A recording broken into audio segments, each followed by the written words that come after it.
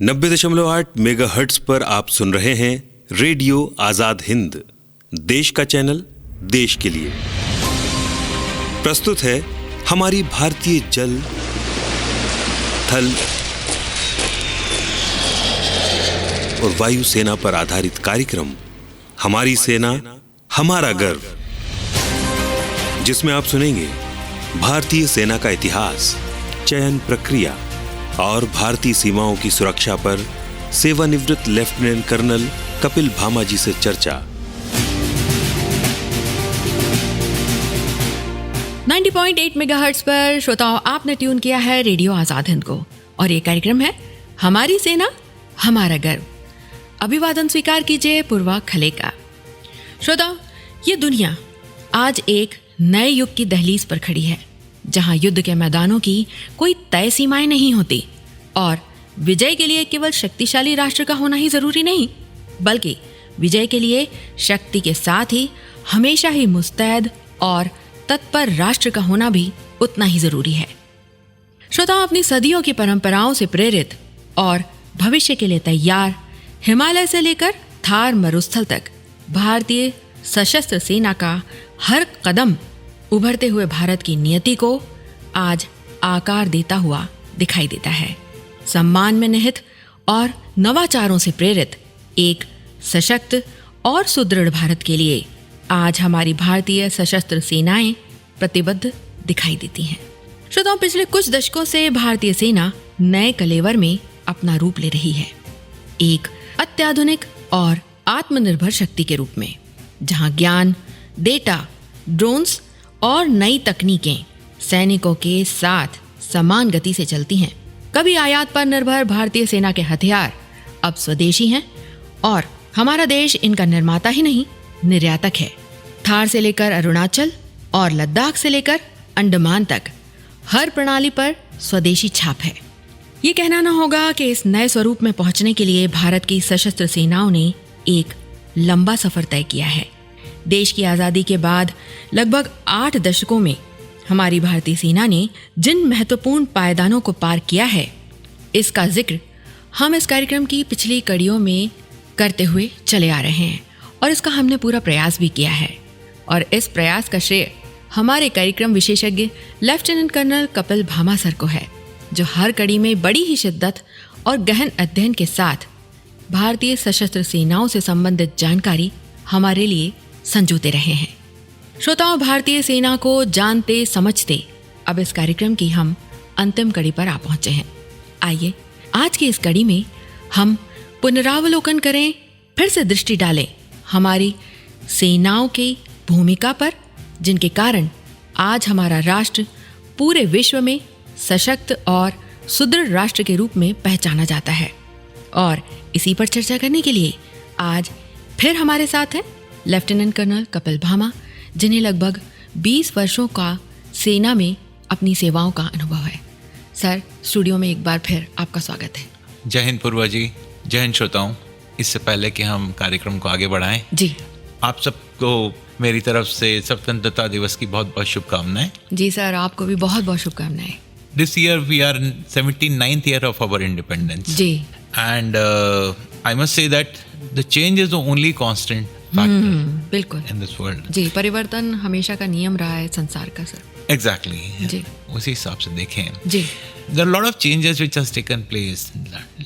Development has taken place. Upgradation has taken place in our country. जी। और उसी के साथ साथ जो है हमारी जो सेनाएं हैं वो भी निरंतर जो है अपग्रेडेड हो रही हैं, मॉडर्नाइज हो रही हैं। बिल्कुल। हमने सीरीज जब शुरू करी थी तो हमने 47 से शुरू करी थी जी। और हमने देखा था कि 47 से लेके अभी तक हमारी सेना निरंतर जो है वॉर्स में इन्वॉल्व रही है। बिल्कुल। 47 में, 65 में, 71 में हमने पाकिस्तान के साथ युद्ध लड़ा और चाइना के साथ हमने 62 में युद्ध लड़ा है। इसके अलावा भी बहुत सारे मेजर कॉन्फ्लिक्ट्स रहे हैं। कारगिल में रहा, सियाचिन में रहा। इंडियन आर्म फोर्सेस ने IPKF में, इंडियन पीस कीपिंग फोर्स के तहत श्रीलंका में जो है इंसर्जेंसी में पार्टिसिपेट किया था। बिल्कुल। अभी भी अगर हम देखते हैं जो आर्म फोर्सेस हैं वो टेररिज्म के अगेंस्ट जो है एंटी टेररिज्म रोल में J&K में जो है जहाँ पे कि पाकिस्तान स्पॉन्सर्ड टेररिज्म है, आतंकवाद है, उससे लड़ रही है। नॉर्थ ईस्ट में भी जो है काफ़ी जगह पे इंसर्जेंसी से लड़ रही है।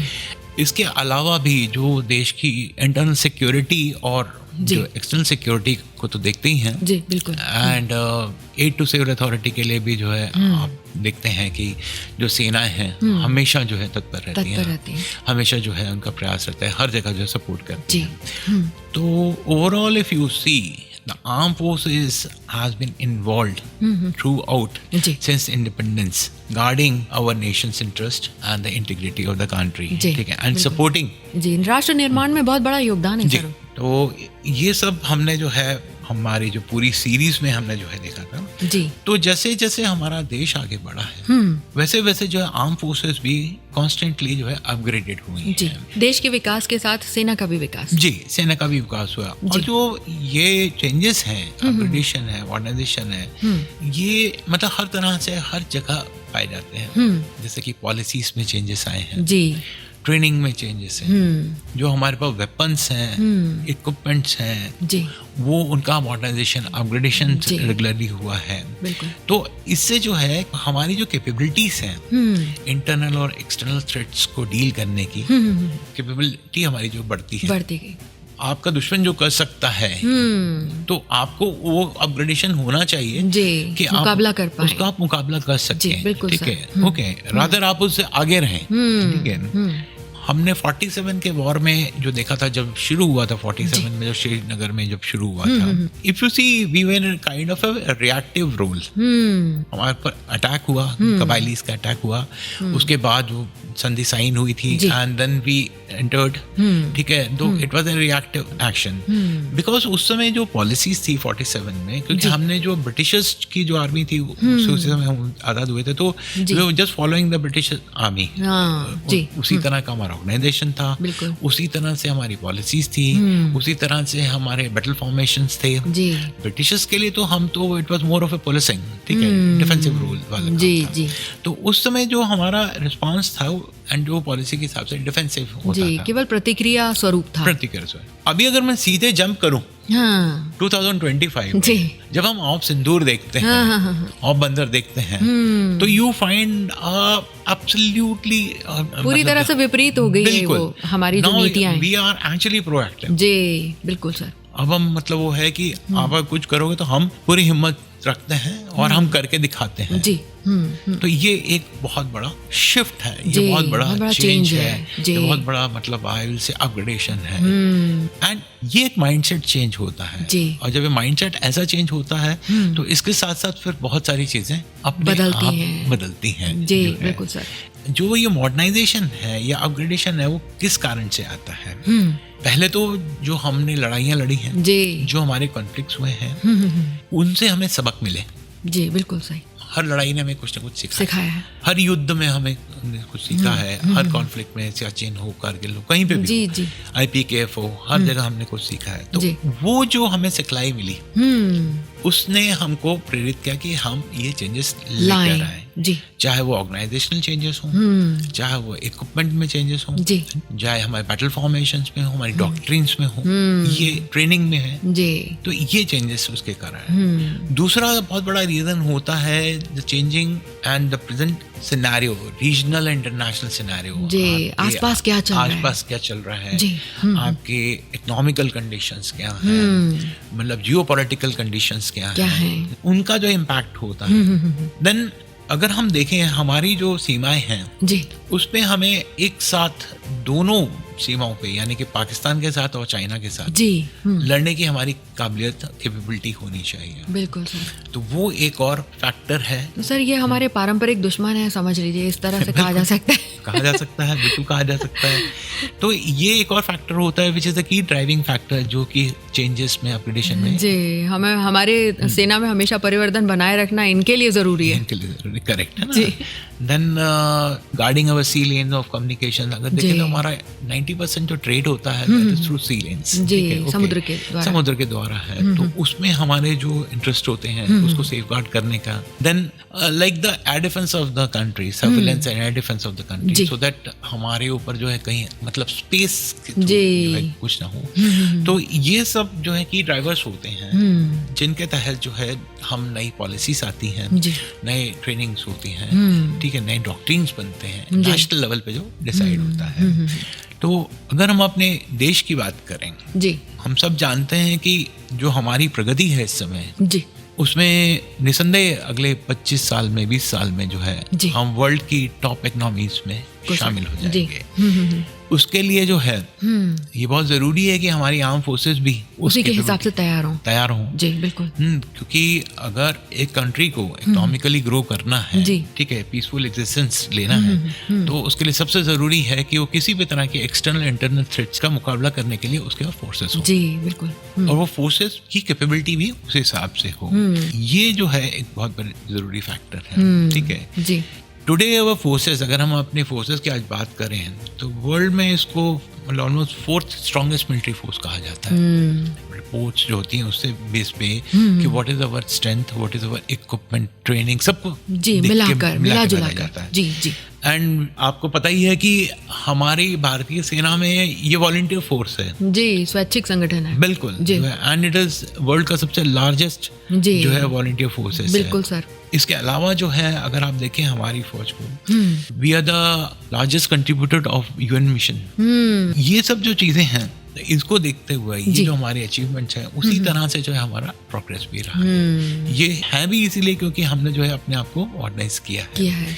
और ये जो मॉडर्नाइजेशन है, एडवांसमेंट है जी, अगर आप देखेंगे पिछले 2 दशकों में बहुत तेजी से हुआ है जी, बिल्कुल सर। और उसका कारण भी बहुत ही ज्यादा विदित है कि टेक्नोलॉजिकल एडवांसमेंट बहुत जल्दी हुआ है। 2009-2007 में drones used to be a very big thing। जी, जो है आज drones has become a very common thing जी, बच्चा जानते हैं सर जी। उसके बारे में जो है तो डिफेंस फोर्सेस ने जो ये अडॉप्शन किया है टेक्नोलॉजी का, इससे देखिए कम्बैट एफिशिएंसी बढ़ी है, ऑपरेशनल एफिशिएंसी में बहुत इम्प्रूवमेंट आया है। एक और जो बात है जी, जो हमारी तीनों फोर्सेस हैं, आर्मी, नेवी, एयरफोर्स, उनकी जो जॉइंटमैनशिप है, उनकी जो काबिलियत है इकट्ठे काम करने की जी, उसमें बहुत ज्यादा इजाफा हुआ है। क्योंकि इससे क्या है, जैसे टेक्नोलॉजी बढ़ी है, टेक्नोलॉजी जो है स्पेशली द कम्युनिकेशन जी, ठीक है, द ट्रांसपेरेंसी। आज क्या है कि आज हम वीडियो कॉन्फ्रेंसिंग से किसी से भी बात करने के लिए रहते हैं, द रियल टाइम इंफॉर्मेशन जो है हमें सबको मिलता है, एक साथ मिलता है, सूचनाएं तुरंत मिल जाती है, बिल्कुल। और समय पे जो है बिल्कुल जो रियल टाइम होता है वो मिलता है। हमने इसे सर ऑपरेशन सिंदूर में बहुत अच्छे से देखा। एग्जैक्टली जो चल रहा था हमने उसको लाइव देखा कि क्या हो रहा है, मतलब हर व्यक्ति ने, देश के हर नागरिक ने इसे देखा। ये ऑफ कारगिल वॉर के बाद शुरू हुआ है। हाँ, जी, जो है जी, जी। ये टेक्नोलॉजिकल एडवांसमेंट जी, not only I will say कि अमंग द फोर्सेस, इवन जो और भी एजेंसीज हैं जी, जो डिसाइसिव एजेंसीज हैं, वो भी जो है जुड़ती हैं, उनसे भी मदद मिलती है जी, बिल्कुल। ओके। और अगर हम जिक्र करें जो हमारी एडवांसमेंट है, उसमें जो गवर्नमेंट की जो पॉलिसीज हैं जी, नेचुरल है, उनका तो सबसे बड़ा योगदान रहता ही है सर। और उनके कारण जो है बहुत मेजर डेवलपमेंट्स आए हैं। ऑर्गेनाइजेशनल लेवल पे अगर हम बात करें तो रिसेंटली आपने 2019-20 में जो है आपने देखा होगा कि chief of defence staff CDS की अपॉइंटमेंट, हाँ जी, ये नया पद बनाया गया था जी, जिसकी डिमांड काफी टाइम से हो रही है, ऑलमोस्ट कारगिल के बाद से भी चल रहा था जी। He is the head of the Department of Military Affairs, ठीक है। एंड जो CDS होते हैं ये principal military advisor to the defence minister, ठीक है। सर यहाँ पर मैं आपको रोकना चाहूंगी, इनकी काबिलियत क्या होती है, इनको किस तरह से चयन किया जाता है सर? ठीक है, इनके चयन प्रक्रिया ये रहती है कि ये मतलब लेफ्टिनेंट जनरल के रैंक के होते हैं जी, एंड पॉलिसीज के हिसाब से होता है कि उनकी कितनी एज होगी, क्या होगा, और तीनों सेनाओं में से कोई भी हो सकते हैं। अच्छा, आर्मी, नेवी, एयरफोर्स में से कोई भी जो है जो सीनियर होते हैं वो इसमें मतलब मतलब जो है बन सकते हैं। अच्छा। हाँ, अब उनका अगर रोल देखें तो he is one person who looks after all the 3 services. Specifically वो एक सर्विस के नहीं होते, वो तीनों के लिए देखते हैं, तो उसके कारण जो है जॉइंटमैनशिप जो है बढ़ता है। Then he is able to, मतलब this is his prime job rather, कि जो एक्विजिशन है मतलब डिफेंस के लिए जी, उसको प्लान करना, उसको इम्प्लीमेंट कराना जो है वो उनका बहुत बड़ा काम रहता है जी। यानी किस तरह से बांटा जाएगा सोर्सेस को तीनों सेनाओं में। एग्जैक्टली जी। He can have a holistic view of the all the 3 forces कि कैसे किसको क्या जरूरत है जी, and accordingly he can advise the government, he can advise सब जो है डिफेंस मिनिस्टर। यानी इस तरह से वो सरकार और सेना के बीच की कड़ी है। बिल्कुल जी, बिल्कुल सही बोला आपने, जो है वो एक कड़ी है जो कि मिसिंग थी। बिल्कुल सर। अभी एक और पॉलिसी आने में है जिसको हम बोल रहे हैं इंटीग्रेटेड थिएटर कमांड। अच्छा। अभी क्या है, जैसे आर्मी, एयरफोर्स, नेवी ऑल्दो जॉइंटमैनशिप में भी काम करते हैं जी जी, लेकिन उनका अपना अपना एक रोल होता है, वॉर में भी अपना एक रोल होता है जी, वो अपने हिसाब से होता है। अभी एक नया कंसेप्ट ये आने वाला है कि थिएटर कमांड होगा। अच्छा। थिएटर कमांड का मतलब होगा कि जैसे एक एरिया है तो उसमें आर्मी, नेवी, एयरफोर्स जो भी, या आर्मी, एयरफोर्स जैसे भी है, जैसा भी कॉम्बिनेशन है वो एक ही कमांडर के अंडर में होंगे। अच्छा। नेचुरल है कि उससे जो है रिएक्टिव अच्छा रहेगा, रिएक्टिव टाइम कम होगा ठीक है। तो उसके लिए जो है इवन कॉमन लॉजिस्टिक्स नोट्स रहेंगे, ठीक है। और मतलब यू कैन से कि जो थ्रेट है उसको डील करने की हमारी क्षमता जो है बहुत बढ़ जाएगी जी, बिल्कुल सर। तो very soon we'll find this coming up, ठीक है, जो कि ज्योग्राफिकल एरिया फंक्शनिंग के हिसाब से जी बनाए जाएंगे। तो अकॉर्डिंगली जो है ओवर पीरियड ऑफ टाइम हमने देखा है कि जो जॉइंट ट्रेनिंग्स हैं, कोर्सेस हैं, सेमिनार्स, एक्सरसाइज हैं, वो काफी ज्यादा बढ़ गई। टेक्निकल इंटीग्रेशन जो है वो काफी हाई है। अभी जैसे डिफेंस कम्युनिकेशन नेटवर्क है जो कि तीनों सर्विसेज को कम्युनिकेशन प्रोवाइड करता है, जोड़ता है। आप भी जानती हैं एक और चीज है आत्मनिर्भर भारत, जो हमारा जो एक कंसेप्ट है सेल्फ रिलायंस का, उसने डिफेंस के ऊपर जो है उसका बहुत ही पॉजिटिव इम्पैक्ट आया है। आपने अपने अभी इंट्रोडक्शन में ही बताया था कि हम एक निर्यातक की भूमिका में आ गए सर। बिल्कुल है ना। तो कहाँ तो हम हथियार आयात करते थे सेना के लिए, आज हम यूज तो कर ही रहे हैं, उनका निर्यात भी कर रहे हैं। तो इम्पोर्ट डिपेंडेंट मिलिट्री फोर्स से जो है हम बिकम सेल्फ रिलायंस जी, सेल्फ रिलायंस। इंडिजिनियस प्रोडक्शन जो है हमारा बहुत बड़ा है जी जी। तो मेक इन इंडिया जो पॉलिसी है इसके तहत जो है हमारी जो डिफेंस फोर्सेस हैं जी, उसमें जो है आत्मनिर्भरता का जो है फैक्टर जो है इमर्ज हुआ है। एंड जो हमारा नेशन है now it is emerging as a hub for the production of advance military technologies and equipment जी, जहां हम बाहर से जो है क्योंकि गवर्नमेंट पॉलिसीज ऐसी हो गई हैं कि मतलब इवन फॉरेन डायरेक्ट इन्वेस्टमेंट जो है जी उसको अलाउ कर रहे हैं, ठीक है। देन डिफेंस सेक्टर में प्राइवेटाइजेशन जो है, प्राइवेट कंपनीज काफी आ गई हैं। एक और चीज है वो है जैसे DRDO जो हमारा है। हाँ जी सर, मेरा यही प्रश्न था कि अंतरिक्ष में अनुसंधान जो है वो एक नया आयाम है। आकाश, धरती और जल तो था ही, अब एक अंतरिक्ष भी एक नया आयाम है जो सेना के लिए एक महत्वपूर्ण अंग बन गया है। स्पेस कमांड, हाँ जी, स्पेस के लिए जिसके ऊपर ISRO काम करता है जी, ISRO काम करता है। तो सर इसका क्या उसमें भूमिका है हमारे सेना के लिए? इसकी जो भूमिका है मतलब in the sense you see the satellites जो हम लॉन्च करते हैं जी, and now we have got the defence satellites जी, ठीक है, जो कि हमारे को डिफेंस में मदद मिलती है जी, हमारे ऑपरेशन प्लानिंग्स में, इंफॉर्मेशन गैदरिंग में मदद मिलती है।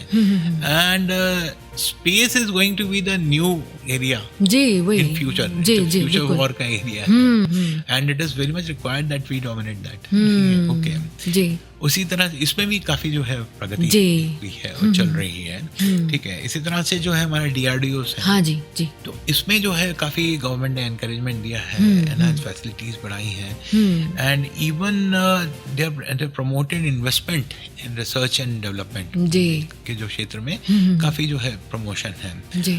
इवन अगर आप देखेंगे कि इनोवेशंस जो होती हैं, आपने देखा होगा आजकल स्टार्टअप्स को बहुत ज्यादा जी, प्रोत्साहन दिया जाता जी, है। बिल्कुल। तो इनोवेशंस फॉर डिफेंस एक्सीलेंस बोलते हैं, आईडेक्स बोलते हैं, जिसमें कि ये एक प्लेटफॉर्म बनाया है जो कि डिफेंस से कनेक्टेड जो एस्टैब्लिशमेंट्स हैं जी, और उनके लिए जितनी नई टेक्नोलॉजीज हैं, प्रोडक्ट्स हैं, उनको बढ़ावा देते हैं। और उसके कारण जो है काफ़ी ज़्यादा स्टार्टअप्स को बहुत सपोर्ट मिल रहा है जी। जाहिर है कि इन सब से जो है हमें आगे बढ़ने में मदद मिल रही है। बिल्कुल सर। हमारे को मॉडर्नाइजेशन में मदद मिल रही जी। है। तो ये जो इनिशिएटिव्स हैं इसके कारण अगर आप देखें तो आज काफ़ी जो है इक्विपमेंट जो हम बाहर से लगवाते थे, जैसे अभी तेजास फाइटर एयरक्राफ्ट जो इंडक्ट हुए हैं, कम्बैट हैप्टर्स हैं हमारे पास, मिसाइल सिस्टम्स तो खैर हमारा मतलब बहुत ही एडवांस लेवल पे है। Recently we have tested the Agni 4000 kilometre range की मिसाइल को, ICBM को हमने टेस्ट किया है, and now we are looking forward for कि 5000 किलोमीटर रेंज में जो है intercontinental ballistic missiles which is nuclear capable. ठीक है, तो आप समझ सकते हैं कि हमारी मारक क्षमता जो है बहुत बढ़ जाएगी। हमारी जो ब्रह्मोस मिसाइल्स हैं जो है it is considered one of the best, जिसका कि हम एक्सपोर्ट भी करते हैं। ओवरऑल अगर हम देखें मिसाइल सिस्टम्स को देखेंगे तो we have done a tremendous progress in this field. Similarly like indigenously build submarines हैं जो है इस समय है। देन आवर कैपेबिलिटीज जो है electronics, information and cyber warfare में काफ़ी हद तक बढ़ गई है। ड्रोन्स के बारे में हमने पहले भी जिक्र किया था। अभी तो इस टेक्नोलॉजी का इतना इस्तेमाल है, हम देख भी रहे हैं, यूक्रेन वॉर में भी हमने देखा है। जी, बिल्कुल। तो इसका इस्तेमाल इतना ज़्यादा अभी बढ़ा है जी। ये टेक्नोलॉजी को इतना जो है प्रमोट किया गया है कि even at the battalion level we are having जी। ऑप सिंदूर में तो हमने देखा सर इसका भरपूर इस्तेमाल हुआ जी। एंड मॉडर्नाइजेशन में एक बहुत अच्छी है ये, जो मुझे लगती है कि जो हमारा स्मॉल आर्म्स एंड इक्विपमेंट है सोल्जर्स का, हाँ जी, उसमें बहुत इम्प्रूवमेंट आया है। अभी लाइक हम AK-203 राइफल्स हमारे यहाँ बननी शुरू हुई हैं, एंड बाकी भी जो है हमने जो इक्विपमेंट में जो बहुत इम्प्रूवमेंट लाया है। जैसे जो रिमोट एरियाज हैं, जैसे सियाचिन हो गया, कारगिल हो गया, वहाँ के लिए जैसे स्पेशल इक्विपमेंट है वो तैयार करना मौसम के अनुकूल, वहाँ पे रहने के लिए जो है शेल्टर्स जो है वो हमने खुद आधुनिक बनाना उसको किया है। और similarly like communication aspect, it has to changed a lot। बहुत महत्वपूर्ण परिवर्तन लेके आए, आमूल-चूल परिवर्तन है सर, संचार के कारण, मोबाइल के कारण। आप कह सकते हैं मैं अपनी जिंदगी में ऐसी जगह पे रहा हूँ मतलब जहाँ 6-6 महीने मेरे घर से कभी बात नहीं होती थी, लेकिन आज बहुत अच्छा लगता है सुनकर कि वो लोग अपने घर से रोज बात कर लेते हैं। क्या बात है। तो it's a major change. And इससे क्या होता है कि टेलीकम्युनिकेशन ने एक बहुत बड़ा बदलाव ये लाया है। Now it has got the video facilities हैं, सब कुछ है, तो command and control aspect has gone up very high. तो सूचना तेजी से मिल जाती है तो फिर उसके ऊपर कार्यवाही भी उतनी ही तेजी से होती है। रियल टाइम इंफॉर्मेशन मिलती है तो रियल टाइम डिसीजंस जो हैं वो काफी जल्दी लिए जा सकते हैं, और उसी तरह से जो है हमारा एक्शन टाइम जो है हमारा काफी अच्छा है। That way we had done a major improvement you see in the transport also. जो पुरानी गाड़ियों के हिसाब से अभी जो है व्हीकल्स जो हैं एमपीवी कैस्पेल जैसे व्हीकल्स हैं जो कि माइन प्रोटेक्टिव व्हीकल्स हैं एंड ऑल टेरेन व्हीकल्स हैं अभी हमारे पास। तो there is a lot of improvement in this.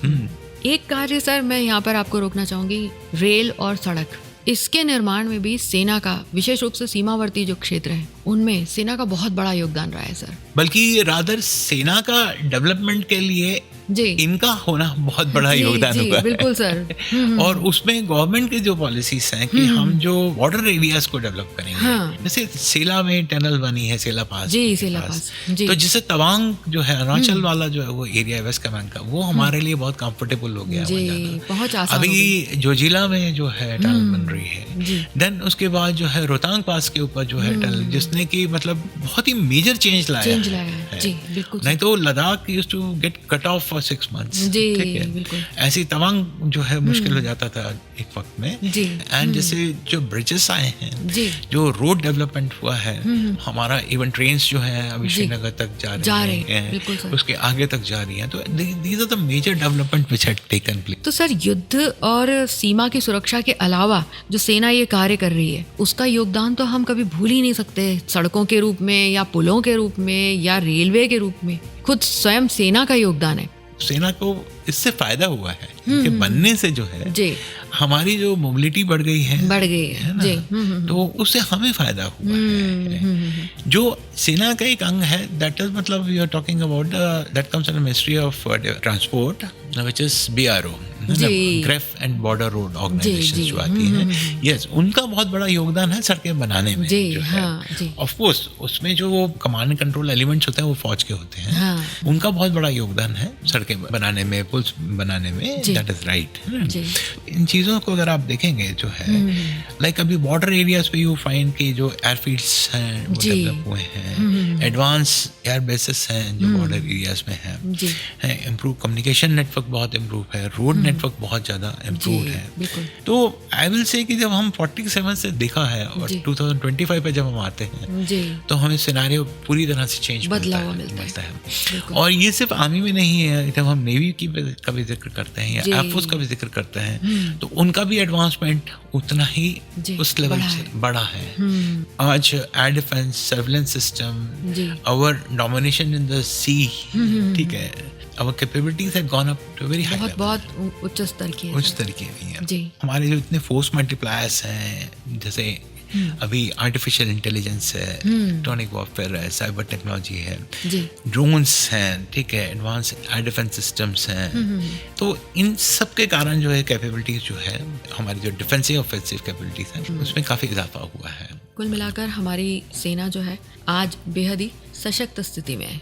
बिल्कुल मैं मानता हूँ, लेकिन एक बात का जिक्र मैं ज़रूर करना चाहूँगा जी सर, जो है एडवांसमेंट है, सब कुछ है, लेकिन आज भी जी सबसे महत्वपूर्ण जो है वो है सोल्जर। जी बिल्कुल सर। सदियों से चाहे हम हमारे पास्ट में मतलब इवन प्री हिस्टोरिक में भी जाएंगे जी, तब से जब से हम देखते आ रहे हैं, it is the man behind the machine who matters.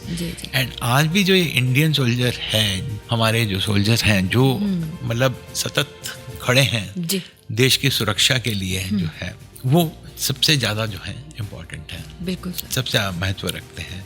ये उनकी स्पिरिट है, देश प्रेम है जो है, मतलब they are the driving force जी, जिसके कारण जो है देश की जो है सुरक्षा। जी सर, तकनीक और हथियार अपनी जगह है, लेकिन सैनिक का जब तक साहस नहीं होगा तब तक तकनीक और हथियार भी कुछ नहीं कर सकते। बिल्कुल, और उनका जो जज्बा है बलिदान का, बिल्कुल जो है मातृभूमि के प्रति समर्पण, मातृभूमि के प्रति उनका जो समर्पण है वो मतलब ना first and foremost is my country, ठीक है, then comes anything else.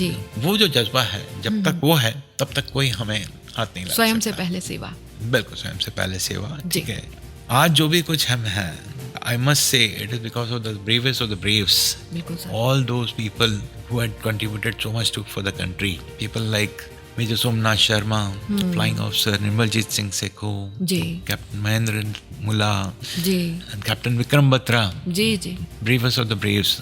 And और भी बहुत जितने का हमने इन सब का जिक्र भी किया था अपनी पूरी सीरीज में। हम पिछली कड़ियों में इन सबको हमने कभी भी भुलाया नहीं है और हर एक को याद करने का अपने इस कार्यक्रम में प्रयास किया जी। और इसके अलावा भी जो हर वो जवान जिसने जो है इस देश के लिए बलिदान दिया है, उनके लिए तो उनके सामने हम नतमस्तक सकते हैं। बिल्कुल सर, ये हमारे देश के अनसंग हीरोज हैं सर। बिल्कुल बिल्कुल बिल्कुल। और मुझे पूरा भरोसा है, मुझे पूरा विश्वास है कि आने वाले वक्त में भी जी ये जो सोल्जर्स हैं, इन्हीं के कारण जो है हमारा देश हमेशा जो है स्ट्रांग रहेगा, सुरक्षित रहेगा। बस सर, यही भावना हमारी भी है और इसी भावना से प्रेरित एक गीत है, कुछ पंक्तियां हैं सर, वो मैं जरूर आज शेयर करना चाहूंगी कार्यक्रम में अंत में। मन समर्पित, तन समर्पित और ये जीवन समर्पित, चाहता हूँ देश की धरती तुझे अभी कुछ और भी दूं। माँ तुम्हारा ऋण बहुत है, मैं अकिंचन, किंतु इतना कर रहा फिर भी निवेदन। थाल में लाऊं सजा कर भाल, जब स्वीकार कर लेना दया कर ये समर्पण। गान अर्पित, प्राण अर्पित, रक्त का कण कण समर्पित, चाहता हूँ देश की धरती तुझे अभी कुछ और भी दूं। स्वप्न अर्पित, प्रश्न अर्पित, इस आयु का क्षण क्षण समर्पित, चाहता हूँ देश की धरती तुझे अभी कुछ और भी दूं। तो श्रोताओं, हम भी अर्पित करते हैं अपनी श्रद्धांजलि देश के उन वीर सपूतों को जिन्होंने राष्ट्र को, अपनी मातृभूमि को सर्वप्रथम रखकर अपना सर्वस्व बलिदान दिया। और हम आभारी हैं हमारी सेना और हमारे सैनिकों को जो हमें हमारी स्वतंत्रता का हमेशा आभास कराते रहते हैं। आज की कड़ी और इस कार्यक्रम को भी अब हम यहीं समाप्त करते हैं। सर, आप हमारे स्टूडियो में आए और आपने भारतीय सेना के बारे में हम जैसे आम नागरिकों को इतनी अच्छे से सेना के बारे में समझाया और बताया कि हमारे जीवन में सेना का क्या महत्व है। इसके लिए आपका बहुत बहुत धन्यवाद। Welcome, and in fact I must say thanks to you that and to the organization which has provided this opportunity to me to share the views. Thank you very much and saluting all the soldiers. Jai Hind. जय Hind sir.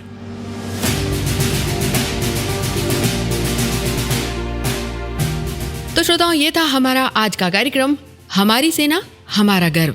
इस कार्यक्रम का मार्गदर्शन था संतोष कुमार वर्मा का, परिकल्पना की अदिति गौड़ ने, ध्वनि संपादन रहा अमित कुंदानी का और समन्वय सहयोग रहा सतीश बाथम का। मैं थी आपके साथ आपकी अपनी रेडियो मित्र पूर्वा खले। तो सुनते रहिए रेडियो आजाद हिंद, देश का चैनल, देश के लिए।